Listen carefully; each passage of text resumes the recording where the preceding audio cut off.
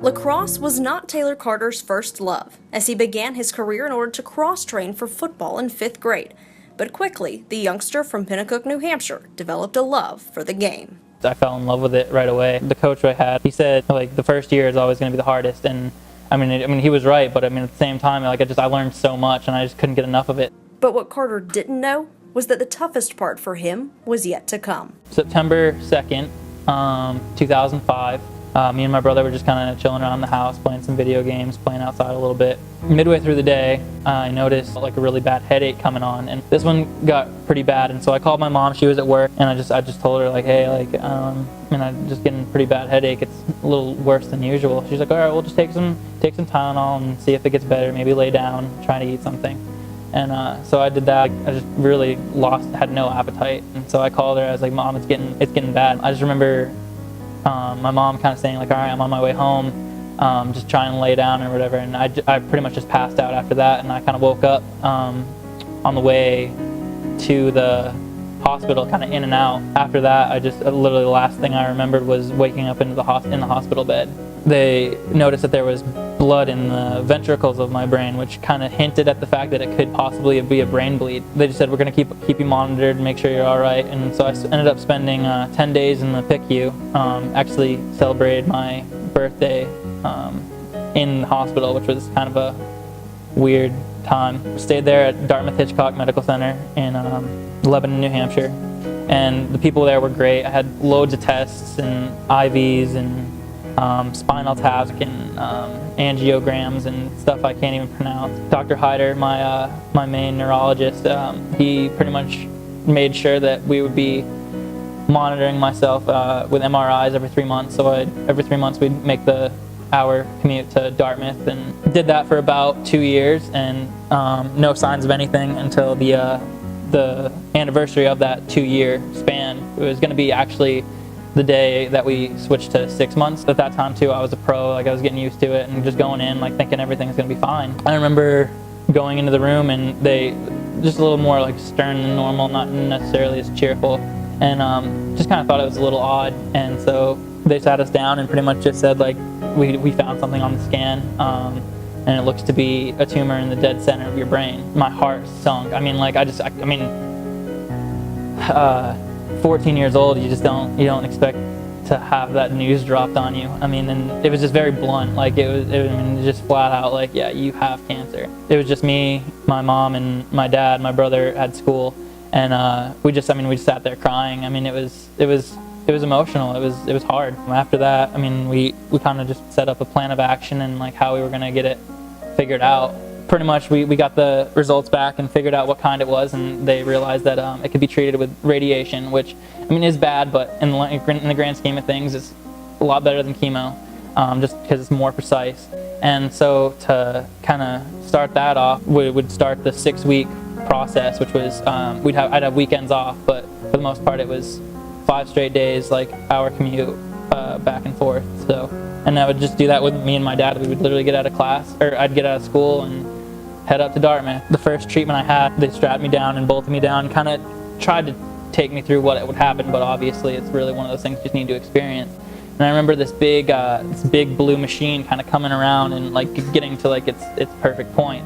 And I just remember like they're like, all right, here we go. They're only like minute intervals, and I just do like several throughout it. As soon as the laser goes off, like I could hear it, and it wasn't necessarily that it didn't hurt or anything like that, but I could get this weird smell, and it was one of the most undescribable smells but it was just borderline unbearable. I mean, unfortunately, there's not a whole lot we can do. And I just remember that was by far the worst part of the entire ordeal. Like we would try and cover up the smell. I remember we had a pine air freshener that would put like next to my nose while it happened, and like that would do a little bit, but then you start to associate the radiation treatment with it. So like for the longest time we couldn't have a real Christmas tree.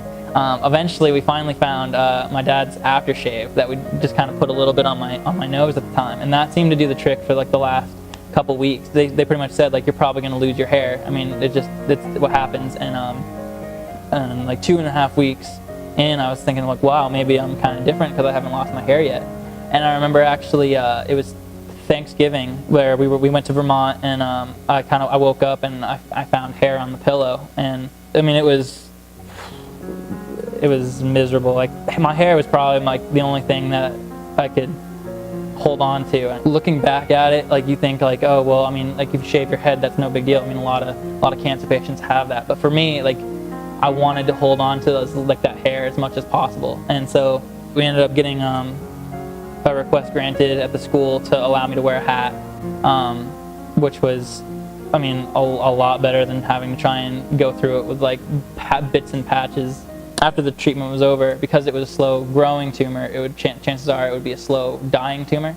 And so 6 months came around, and they threw me in the MRI, and they came back cheerful as ever, pretty much saying like it's working, like it's significantly smaller, it's reduced to like half the size. And I've been relieved. Like, I couldn't be happier. And it was actually the day of my 8th grade tryout for lacrosse. When we were in a rush, I was like yeah, like, we want to make sure that it's okay, because I mean, if it doesn't, chances are I probably wouldn't be playing that year. And they said like, yeah, no, you're going to be in the clear, I think. And so like we'll continue to monitor you. And I think it was every 3 months again. And so I remember racing back to the school for the tryout after. And I remember being like, probably one of the coolest moments in this whole ordeal was walking into the gym where the tryouts were being held. And I remember the coach kind of looking at me, and he knew the situation, and all the kids knew the situation, and they pretty much said like, what's the news? It's shrinking. Like, it looks like I'm going to be cancer free. And I mean, just like, they all stood up and just started clapping. And I mean, it was just a really cool feeling. I mean, it worked out, and I ended up being able to play that year. In that same year, as an 8th grader, Carter found a personal source of inspiration through a fellow lacrosse player who also battled cancer. I was actually just kind of practicing around, and I saw a kid with the little HEADstrong logo on the back of his helmet. I got home that night and kind of just researched a little bit and found out what it was. And it was a kid named Nick Colleluori, who played for Hofstra University, was actually diagnosed with lymphoma and really had it much worse than I had. He played for as long as he could until he got too weak too, and then he just kind of supported his team from the sidelines. But I mean, he was always there. Because his name was so funny, they just called him Head, because he had a big head. That's where HEADstrong came from. It's just, not only is it like a move forward mentality, but just kind of, I mean, it also suited his nickname. I just found like great strength in that, just the idea that someone that has been put in that position can succeed. Like, I mean, unfortunately he lost his life, but I mean, his legacy is still remembered today. After being diagnosed with cancer at the age of 14, 2 years ago, during his sophomore year of college, Carter was officially declared cancer-free. It was actually 2 years into college where I came back and they said, you're 100% cancer-free. Like, you're 6 years out now, and we feel comfortable saying you're good to go. Probably one of the most relieving things I've ever heard, just knowing that like that whole chapter of my life was behind me. Now, as a collegiate athlete himself, Carter has used this opportunity to continue the HEADstrong legacy and begin to form his own.